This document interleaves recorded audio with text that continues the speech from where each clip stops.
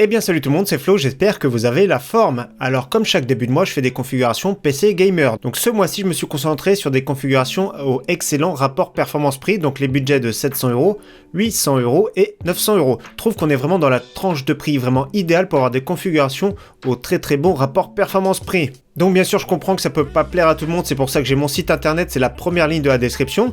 Donc je mets à jour 2 fois par mois les configurations et 3 fois par semaine comme vous voyez les bons plans ici. Donc PC Gamer ici, donc j'ai mis à jour le 3 novembre, donc il y a tous les budgets, donc n'hésitez pas à checker et tous les liens vous les retrouverez dans la description. Bien sûr ici c'est uniquement les composants, il faudra monter votre PC Gamer et mettre le Windows.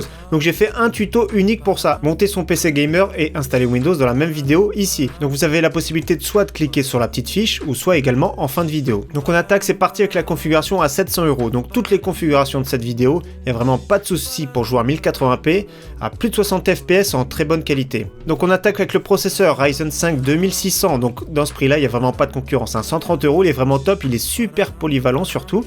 Donc ici dans la boîte, il y a le petit ventirad qui fait très bien le travail. À la fin, je mettrai des ventirad et des water cooling alternatifs ainsi que le Wi-Fi. Mais pour débuter, le ventirad de chez AMD est vraiment excellent. Et je précise, la pâte thermique est pré-appliquée dessus, donc ça sert à rien d'en acheter en plus. Donc franchement, ça fait très bien le travail, 130€, il n'y a pas de concurrence en face. Si vous êtes uniquement gamer, il y a possibilité de prendre un Core i3 9100F qui fait aussi très bien le travail en jeu pour un petit peu moins cher. En carte mère, j'ai choisi de mettre une carte mère de chez MSI, la B450M, qu'on a vu récemment dans un PC, donc le prix est excellent, 70€. En plus de ça, les versions Max sont compatibles avec les Ryzen série 3000, donc le BIOS est à jour. C'est vraiment très bien, il y a 4 slots de RAM, la carte son est de qualité vraiment correcte. Donc franchement, c'est une carte mère bien construite, surtout pour le budget. Donc je préfère dans ce type de budget à 700€ qu'on mette plus de prix, par exemple sur la carte graphique. Au niveau de la RAM, carrément 16Go là. 700€ maintenant, on peut mettre 16Go de DDR4. Donc ici, DDR4 2666, c'est vraiment très bien. D'ailleurs, c'est le minimum maintenant qu'on recommande. En 2019-2020, c'est vraiment une bonne fréquence, je trouve.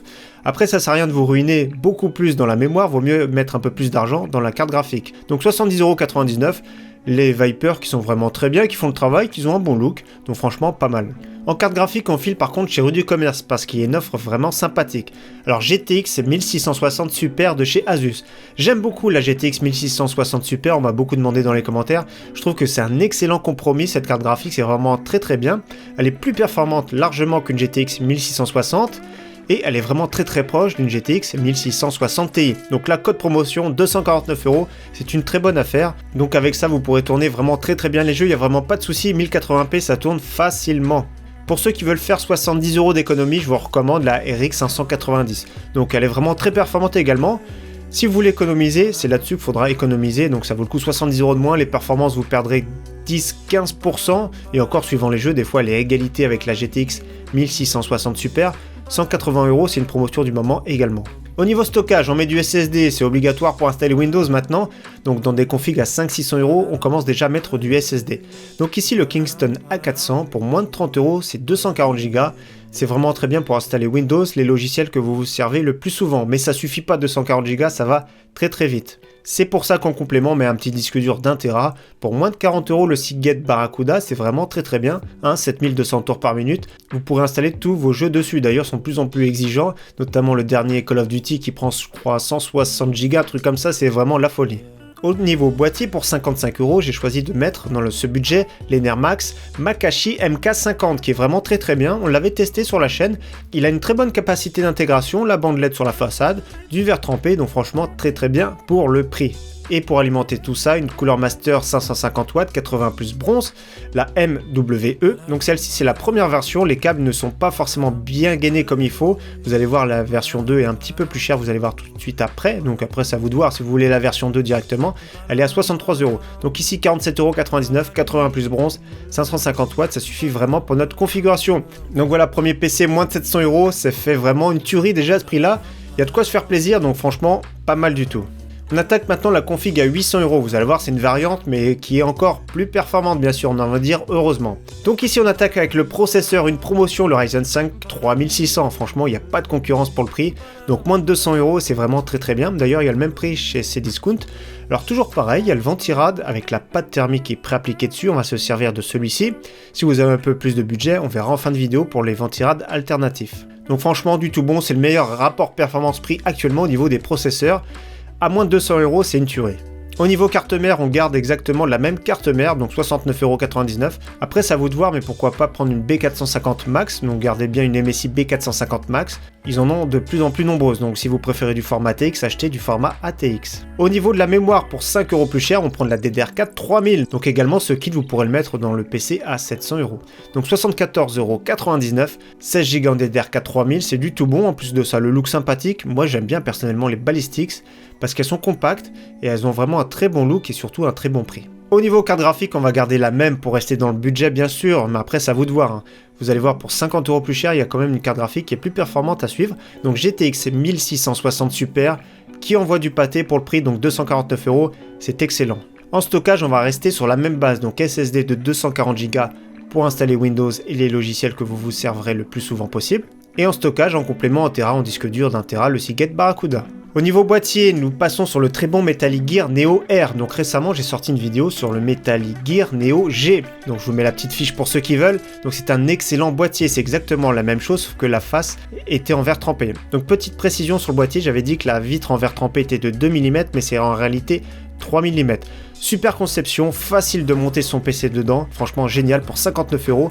C'est le meilleur boîtier pour moi du moment, à ce prix-là, c'est vraiment du tout bon. Et en alimentation, comme je vous ai dit, la 550 watts 80 plus bronze de chez Cooler Master, mais cette fois-ci la version 2 avec le câble gainé de meilleure qualité. Donc franchement, après ça vous de voir, 63 €, c'est à peu près les prix. C'est vraiment pas mal du tout pour avoir de la qualité. Donc ce que je vous propose maintenant, c'est qu'on attaque la config à 900 €. Et bien sûr, si vous avez plus de budget ou moins de budget, je vous rappelle, n'hésitez pas à checker mon site qui sera mis à jour 2 fois par mois. Donc le même processeur Ryzen 5 3600, il n'y a pas de concurrent en face, franchement c'est une bombe. 6 cœurs 12 threads, le Ventirad, on va garder celui de la boîte également, avec la petite patte thermique. Donc moins de 200 €, c'est du tout bon. En carte mère, on prend une carte mère cette fois-ci ATX, la MSI B450 Tomahawk Max, donc la version compatible par défaut avec les Ryzen série 3000. Donc franchement, j'aime beaucoup son look. Le seul problème des cartes mères qu'on a vu dans cette vidéo, c'est qu'elle ne gère pas l'adressable RGB, donc elle gère uniquement le RGB 12 volts, c'est-à-dire une couleur à la fois. Au niveau de la mémoire, le même kit, 16 Go en DDR4 3000, c'est vraiment excellent pour jouer. Donc les trois ensemble, ça coûte 377 €. Également, en ce moment, promotion chez Rue du Commerce pour 379 €. C'est exactement le même kit, sauf que cette fois-ci, la carte mère, c'est une Asus TUF B450 Plus Gaming. Donc à 2 € près, ça vous de voir si vous préférez une carte mère Asus ou MSI. Donc je mets les deux dans la description pour ceux qui veulent. N'hésitez pas à choisir. En carte graphique, voilà, pour moins de 300 €, ça fait plaisir, une RTX 2060. J'aime beaucoup cette carte graphique. Donc ici, pour jouer en 1080p Ultra, c'est vraiment du tout bon à plus de 100 FPS. Et on peut jouer déjà en 1440p. D'ailleurs, la GTX 1660 le permet aussi de jouer en 1440p, même si c'est pas trop sa cible. Donc ici, moins de 300 €, c'est le modèle de chez KFA2, c'est pas le meilleur modèle. Autrement, il y a des modèles qu'on arrive à trouver à 330 de chez MSI, 340 par exemple de chez Gigabyte. Après, ça vous de voir, mais doit rester à peu près dans cette tranche de prix. Petite précision aussi également pour les streamers, on n'en parle jamais assez. Vous aurez la possibilité également pour les streamers d'utiliser le l'encodeur de chez Nvidia, l'encodeur NVENC des RTX 2060, 2070, 2080, etc. Donc c'est plus facile de streamer à partir de la carte graphique que du processeur. Donc en utilisant la toute dernière version d'OBS et une carte graphique RTX, vous aurez beaucoup plus de performance. Donc toujours pareil, après on attaque le stockage, c'est la même chose, SSD de 240 Go et même punition au disque dur 1 Tera. 39,99 €, franchement c'est un très bon complément. Si vous voulez du NVMe, n'hésitez pas, c'est à peu près 55 €, un très bon NVMe en 240 Go, donc vous rajoutez 25 €. Le boîtier, on garde l'excellent Metallic Gear Neo R, après ça vous de voir, mais dans les 60 €, restez dans un boîtier à 60 €, sur mon site il y en a plusieurs, il y a notamment un Thermaltake également dans les 60 €.